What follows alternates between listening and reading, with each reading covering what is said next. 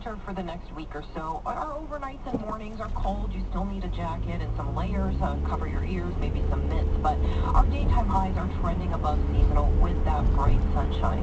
No active weather in sight for the next few days. We have rain in the forecast on Friday. Our guaranteed high today, 3 degrees. City News Time, 8:33.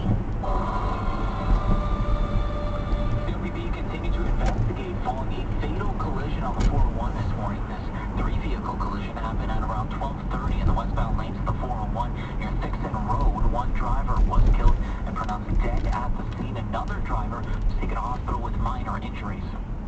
The westbound lanes of the 401 were closed for several hours this morning, but those lanes have now reopened. Officers are asking anyone with information to contact them. You're listening to All News Radio City News 680. A 48-year-old man is facing multiple charges, including attempted murder following a stabbing. Toronto police say on Thursday at around 7 p.m. they received a call for an altercation near Don Valley Drive and Hillside Drive.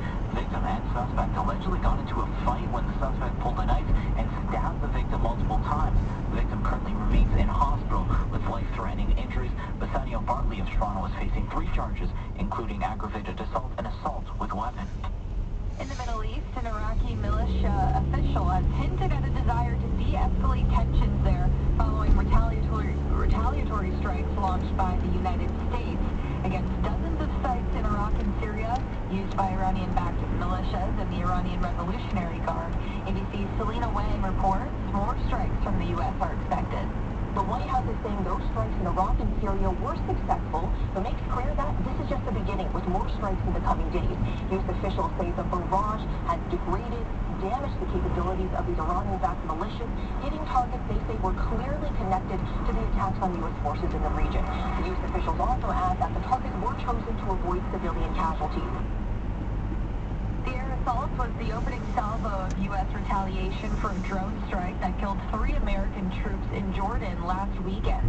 Meantime, the European Union is expressing immense concern that the Israeli military will bring the fight against Hamas to Rafah, a town on the border of Gaza and Egypt. That town has seen over 1 million Palestinians travel there after they were forcibly displaced by the Israeli military over the past several months. You're listening to All News Radio City News 680. Crews continue to respond to an earthquake that struck in Oklahoma late last night. It was reported at around 11:30 p.m. about 42 miles east of Oklahoma City. The U.S. Geological Survey says it was recorded at a 5.1 magnitude and was followed by 2 smaller tremors. No word yet if anyone was killed. City News Time, 8:36. Happening now across the